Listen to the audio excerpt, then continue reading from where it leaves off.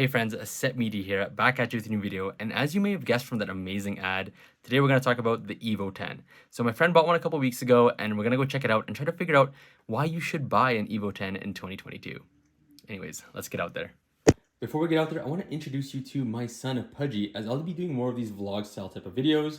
He'll be part of it as well, and he's a car enthusiast, interested in car enthusiast things. You might not be able to tell from right here, but yeah. That's him. Anyways, let's go.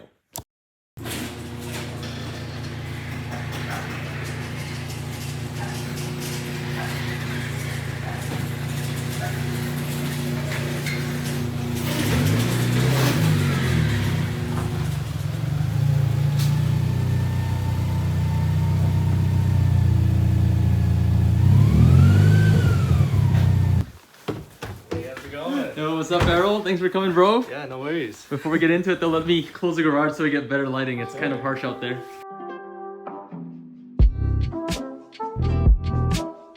Okay, I think the lighting is set up now, so we're not freezing our butts off the cold Canadian winter. Here's the car, the owner. Okay, Errol, so give us a quick rundown on your new Evo. Yeah, so this is a 2008 Evo 10 GSR. It's got about 130 kilometers in there, so not bad for a 08 model. Yeah, I bought it like basically a few weeks ago, so it's pretty new to me. So yeah, let's see how it is. It's still, you're still babying it. You're still taking care of it. So it's new, and this is your first all-wheel drive platform. Oh yeah, this is my first all-wheel drive platform. Because you used to own what again? I used to own a RSX type, not Type S, base model. Yeah. I wish a Type S. Yeah. Yeah, the base model. So this is a significant upgrade for me. So yeah, it's pretty fun. Sick. Okay, so I guess we'll do a walk around of the car, full exterior, and then we can get into the interior bits, because you know a lot of people, I feel like they sleep on this car. It gets a lot of hate. I mean, not a lot of hate, but I would say the other Evos, like the previous generations, are always so sought after that this gets overlooked a lot. But I'm gonna find out if that's really the case, if it actually is justified that people feel that way, because this might be, you know, one of the last type of all-wheel drive turbo cars that are available that are reasonably priced, right? So we're gonna do a quick walk around. Firstly, starting with the front end here. Up close, it might just look like a regular Lancer, but there are a few differences that at least I noticed with my naked eye. Is that it has these functional hood vents, I believe, right? They actually, very functional. oh yeah, you can actually see the holes to the engine. This one also, kind of the Subaru front air intake there. I love it. And the front bumper, I believe the front bumper also, like this is different because it has a different support for the intercooler because it's turbocharged, right? Yeah. Than the Lancer. Obviously that, yeah. And sorry, it is the middle of winter here, and you cannot get away with having a clean car unless it's in a showroom and stays inside forever. So apologies for the dirtiness, but it is what it is, and this shows the real rally car. Oh yeah, this is what it's made for. Exactly, this is a rally car character. It's made for this. Exactly. Right, so coming along the side here. So these rims, these are like the stock rims that come in the GSR? Yeah, the GSR wheels, yeah. I think the MR comes with the BBS wheels. So okay. Yeah. And these are 18s? Yeah, 18s. 18 wheels, and just your Brembo brakes because you need stopping power. You have slotted rotors. I don't know if that comes stock, but maybe that got changed out at some point. Yeah. And is this a functional brake duct? It definitely is. I'm pretty sure it is. We'll fact check this, but there are so many cars nowadays where it's like a full plastic thing and it just looks like it's functional, but it's not. But hopefully this probably is, knowing Evo is a track-oriented, rally-oriented performance car.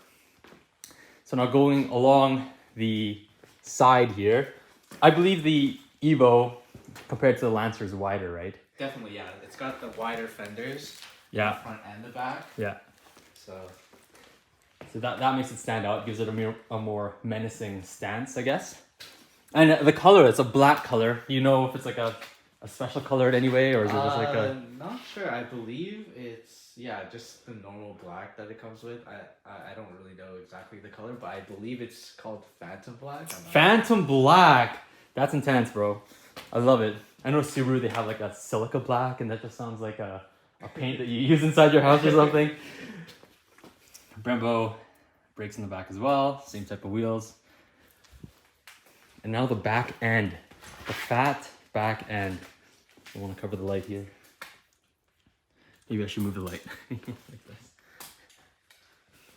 So we have a big wing for downforce, Yes. obviously, because it is a rally car. And on the logo, Lancer Evolution, which is sick. And now, like, there's like this one thing I didn't really notice because I don't really look at this car too much. Is there's like this plastic bit here. Yeah, it's like right? a diffuser that they got here. So oh I see that. So it's connected. So it's connected here as well. There's a diffuser bit at the end, at each end, I guess. A diffuser at either end for a slight aesthetic look, but I guess it's somewhat functional too. So it looks pretty good. And you bought the car with this exhaust, right? Yeah, the previous owner put in that exhaust. I don't really know exactly what brand it is, but it sounds pretty good. Yeah, it sounds pretty good. It's like it does fit a fist. So maybe it's 3.5 inch maybe. Looks like it's catted, right? Yeah. So it's not straight pipe, which is good, but it is still fairly loud, right? It is pretty loud, yeah.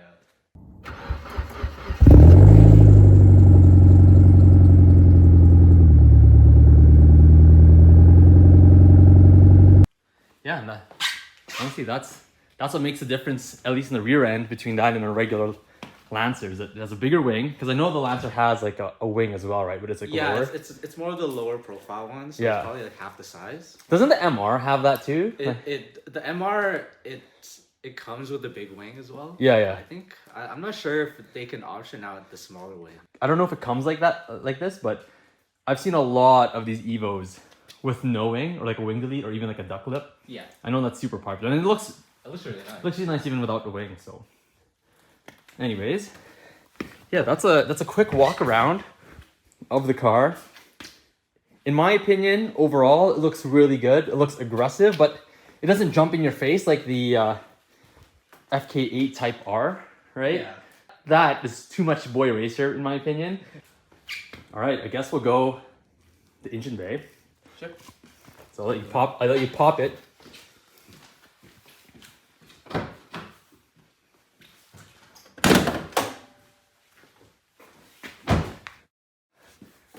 I got the latch. Put your hand in. Yeah. Boom. Boom. All right, so we have the 2-liter high-tech MyVec turbo charged. And what kind of power is it running? I believe it's stock power right now. Yeah. It just has an exhaust in there, so yeah. I mean, it's a pretty good start. It's a pretty good starting point for me because I don't know. I didn't really want to jump into like a super modified car right away. Yeah. So I think, like from what I remember, it's like 298-ish horsepower and like 300 pound-feet of torque. Yeah. Which is pretty sizable. It's pretty big, yeah. Yeah, that's a good amount of power, stock especially, because this was a competitor to the STI, right? So they wanted to match it up fairly close. So it's an inline 4. I don't really know this. What is it? 4B11, right? 4B11. Yeah. 4B11/T for turbo. And I guess that's your turbos down there here, right? Right there. Right there. Here, Yeah. let's go bring the light. Oh shoot. Oh shit. Never mind. Here, I'll do this. I'll get a flashlight. Get the flashlight. Okay, you got the flashlight. Get the flashlight going. Get Okay. All right. So there's a little snail down there, right here, right? Oh yeah, right under. Let's loop in. Hopefully you can see it in there. Boom. Oh God, again. I don't think we see anything. But anyways, it's there. It's there somewhere. Yeah. And so everything here is stock, and that's a good thing, especially with buying a used turbocharged car, right? Sure. And you know, I'm a Subaru guy, so I'm used to seeing Subaru engines. I've seen a bunch of Evos. Like I have a friend who owns an Evo 5. Shout out TJ if you're watching this. Probably not. But you know, I'm used to the 4G63, and I've spent a lot of time on that engine, to be honest, because I've been friends with him for a long time, and we worked on his car plenty of times, like several years back. So seeing an engine cover like this, obviously, is new to me. You could tell it's a more modern car, stock intake. And the one interesting thing is like your intercooler piping just kind of like runs up. Yeah, it goes all the way back like that, which is cool, right? And again, me being a Subaru guy, I'm so used to just have that intercooler there, and then having like this disgusting mess of wires for the flat floor. But yeah, no, it's a. Oh yeah, I forget to mention like this strut bar here for when you're doing your high G-force turns. Oh yeah, adds a lot of rigidity. Yeah, torsional rigidity, as they say. But yeah, overall, it's just a stock Evo 10 making stock power, reliable, and nothing out of the ordinary. And from what I hear, it was well maintained because you did buy it from a Mitsubishi dealership, right? Yeah, I did. Yeah, they did all the maintenance before they handed it over to me. So yeah, they're pretty Nice, good. nice. Okay. All right, so the next part of the walk around is the interior, which I think is a really nice place to be. Firstly, take a look at these Recaro seats. I love them because they threw in the Recaro and said, that's it, that's done, that's good enough. I know like the STIs and other cars, it would be a Recaro seat, but they would just, do their own upholstery, where this is kind of like the raw, bare bones version. I think that's how it always has been for all the Evos. I think so, yeah. And notably too, from what I remember, even the Evo 5 that my friend owns, the bolsters are just so aggressive, and I love how they maintain that even in this generation, even though it's modern. Yes, it might be less practical daily driving, but if it is a performance car and that's what you want it shouldn't be a problem. That's what you should be expecting. Oh yeah, they So- really hug you very well. Yeah, so like, yeah, seats. you do have pass-throughs, so if you wanted a harness, you could throw those in there. The bolsters are nice and thick. Doesn't look like it was worn down, so the previous owner was very careful in getting in and out of the car a lot, because I know these sag a lot. And your side bolsters too hug you in. Oh, and yeah, since we do live in Canada, my friend got the WeatherTech. You might not be able to see that, but they're essentially these perfectly custom-made, matched for the car to prevent any mud and dirt and salt getting into your carpets, which is expensive but well worth it. All right, so let's jump in. Whew. Nice. So probably first look, this is probably no different than a regular Lancer's interior, right? Unless is there anything different that you know? First thing that pops out is probably the steering wheel. I think this steering wheel comes only with the Evos. Okay. So yeah, and I guess this one has like that all-wheel control. Yeah. And what does this do? Like, if you did you change it around, or? If you were to change that around, you can switch between the different modes. Okay. Between tarmac, gravel, and snow. Okay. So that's like basically just like the rally switch. Oh, okay, the rally switch, Yeah. your drive modes, okay. Yeah. And nice, we have the manual e-brake. You got a blocks shifter, which must be cold if you don't have gloves on. It gets very cold. It gets very cold. You have your HVAC controls here, and then you're doubled in, which I'm assuming wasn't stock. It was not stock. No. So someone put it in at some Yeah, point. they put it in there. Right. These are the stock pedals. I'm pretty sure you probably won't be able to see that, but they do look nice in my opinion. If it's kind of, press them in. Wheel placement is good, pedal placement feels pretty good. The one thing that I always notice, too, like heel toe downshifts, like the gas pedals like sort of far from the brake, so you kind of have to blip it using the side of your foot instead of your heel. But yeah, I guess you have your keys, so we could at least take a look at the gauges. Oh yeah, I got the key here. Okay, let's check out the gauges.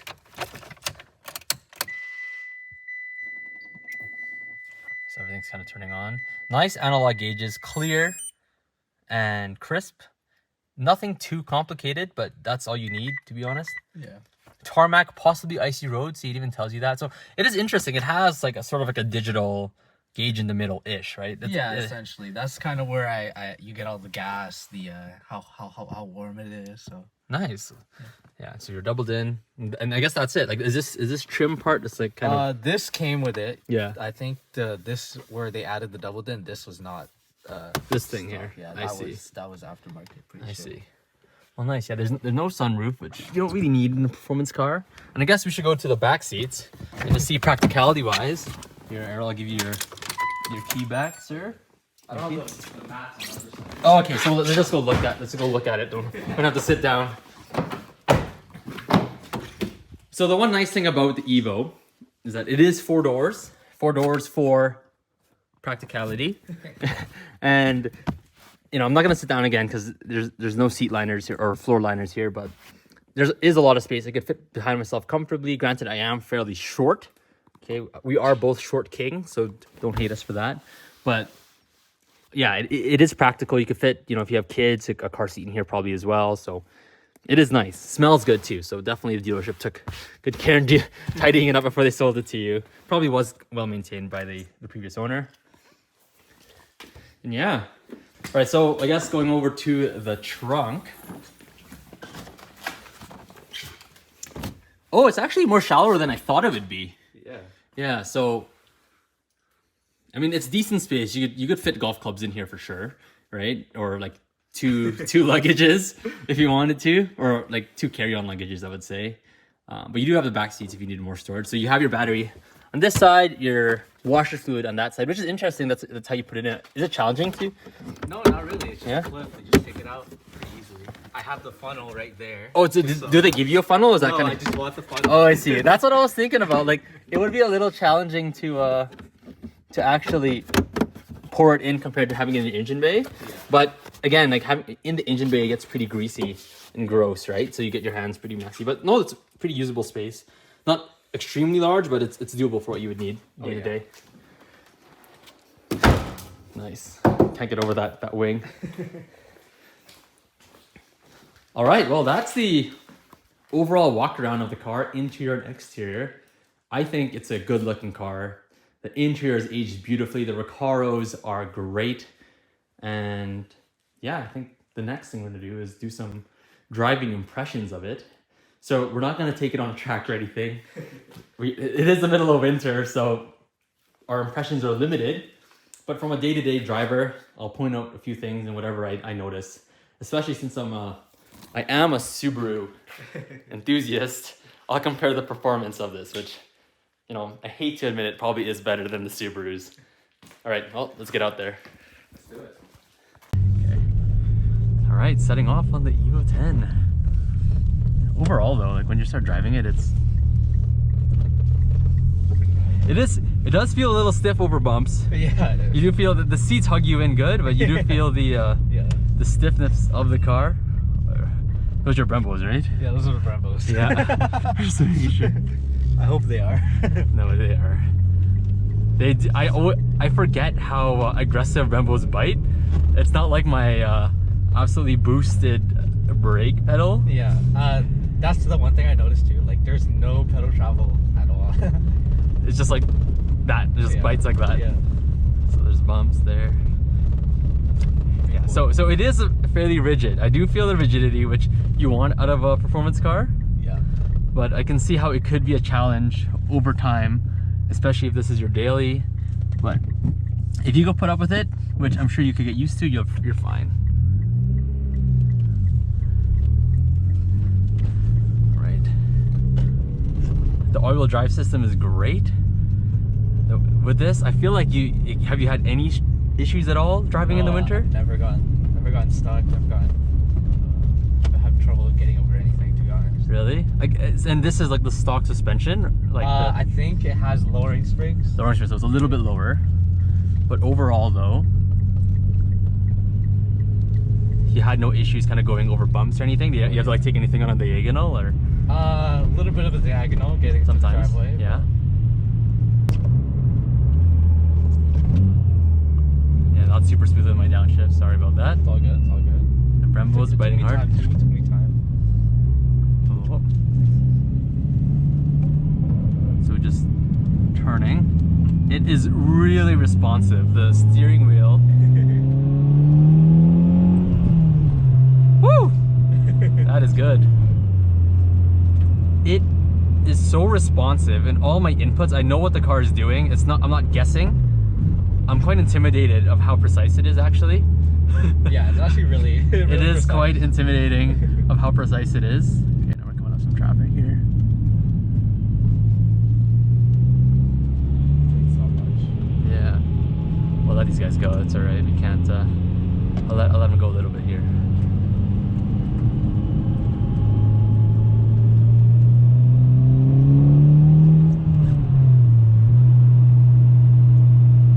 It does feel nice on the pull. The drone gets significantly larger with the pull, but hey, it is what it is. It's a rally car for the street. Okay, let's give it a little beans.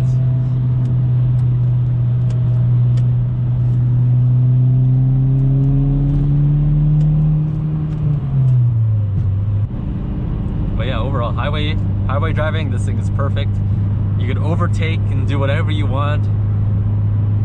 Especially with the all-wheel drive, if it was snowy, you could handle the inclement weather.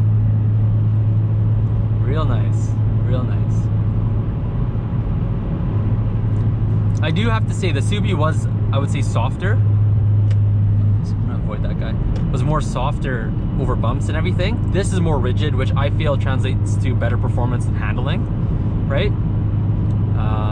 And when I mean Subi, I mean the STI of this generation equivalent, the Stink Eye 08. Here's our exit again. There's a couple roundabouts here. Your turn signals are not very loud. Yeah, they're not very loud, no. Maybe it's because the exhaust is pretty loud, but... Yeah. It's mean. It is filthy. Sounds good, yeah.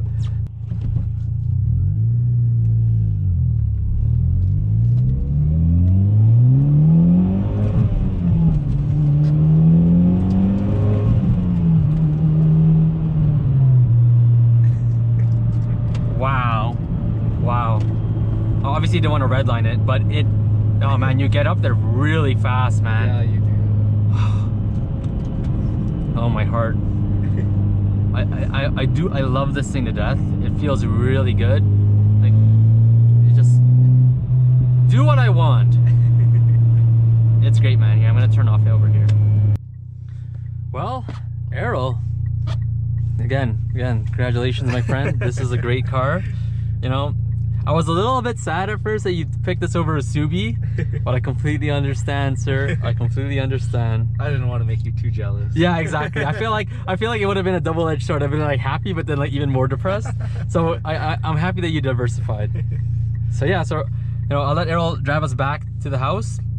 You know, some final thoughts, some future plans maybe we'll talk about. And yeah, that's it. Let's cut to us back at the house. All right. So back from the drive, we just switched spots.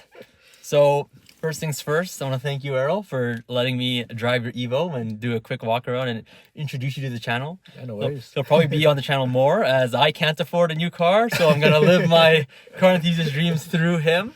Yeah, I'm gonna plug your Instagram, so follow Errol if you're interested. He'll probably put some more car content on there. Oh yeah, for sure. Car photos and things like that. So I guess terms of future plans, what are your future plans for this car? Yeah, definitely. Let's get that reliability stuff all figured out. Yeah. I just changed the transmission fluid. I'm gonna get the relays done, and then hopefully we could get a exhaust manifold on there. That should be good. Yeah, I think definitely I do want to do the full bolt-ons route, just because I don't want to go too crazy on it. Since obviously this is basically one of my only cars that I drive. So yeah, it'd be nice to keep it pretty reliable. With having a little bit more horsepower than stock, because it is fun stock, but the potential is there for not a lot of money. So I definitely think I can do that. So in terms of power numbers, you know, with full bolt-ons, what kind of power are you hoping to get? Definitely wanting to reach that 350 to 400 wheel horsepower. 350 horsepower to 400. Well, yeah, definitely more easier in an Evo than a Subaru for sure. So yeah, well, stay tuned, guys. We'll see the car more on the channel. We're gonna follow its progression. Errol, follow him on Instagram. He's a great guy. And yeah, well, I'll bring you guys back to the studio, also known as my house. I'll give you my final conclusion about this car. All right, see you there. See you guys. All right, so my final thoughts. The Evo 10 was never a car I gravitated toward. I knew it had great performance, but I was too much of a Subaru fanboy to care. But spending time with it, driving it, and having a glimpse of how it would be to own one has changed my mindset completely. My friend bought this car with 130,000 kilometers for only 23,000 Canadian. The interior was in great shape, the power pulled hard, and the exterior is still sharp without being too aggressive. The all-wheel drive is perfect for any climate, so it can be an all-year-round car if you need it. With all of this considered, especially with the prices of performance cars rising exponentially, I truly believe the Evo 10 is a value-packed performance car you should buy if you are on the fence about it. I'm sure the prices of the Evo 10 will continue to increase, so don't wait too long. Anyways, friends, I hope you enjoyed this video. Like and subscribe if you want to support the channel. Thank you so much for watching. I'll see you in the next one. Take care.